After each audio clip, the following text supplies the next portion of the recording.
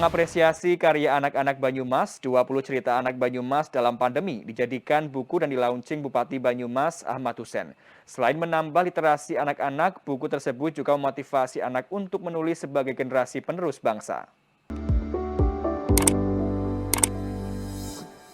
Peringati Hari Anak Nasional, Forum Anak Banyumas bersama Dinas Pengendalian Penduduk Keluarga Berencana Pemberdayaan Perempuan dan Perlindungan Anak atau DPP KBP 3A Kabupaten Banyumas melaunching buku sejuta cerita anak Banyumas di masa pandemi COVID-19. Launching dilakukan Bupati Banyumas Ahmad Hussein di Smart Room Graha Satria, Purwokerto. Kegiatan diikuti oleh Forum Anak Banyumas, perwakilan sekolah, dan juga camat Kabupaten Banyumas. Hussein mengatakan jika cerita yang terkandung dalam buku bervariasi, mereka menuliskan cerita di masa pandemi COVID-19. Cerita tentang COVID, jadi permasalahan selama COVID anak-anak ini ya. Kalau kita lihat ini dari depan, itu permasalahan anak-anak, tapi jadi, selama COVID kayaknya. Istilahnya ekspresi curahan hati dari anak-anak itu. COVID itu kok kayaknya begini, ada yang sangat menyedihkan, ada yang masih tetap gembira, ada yang merasa ini menyiksa dan sebagainya. Saya lihat sebenarnya.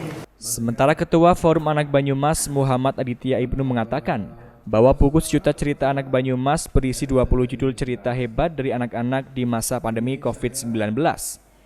Cerita telah disaring dari 56 anak yang mengirimkan karya dan diambil 20 karya terbaik. Guna mengapresiasi kumpulan cerita tersebut, kemudian karya dibukukan. Buku sejuta cerita anak Banyumas, di mana buku sejuta cerita anak Banyumas ini berisi tentang 20 cerita terbaik dari anak-anak Banyumas terkait aku di masa pandemi.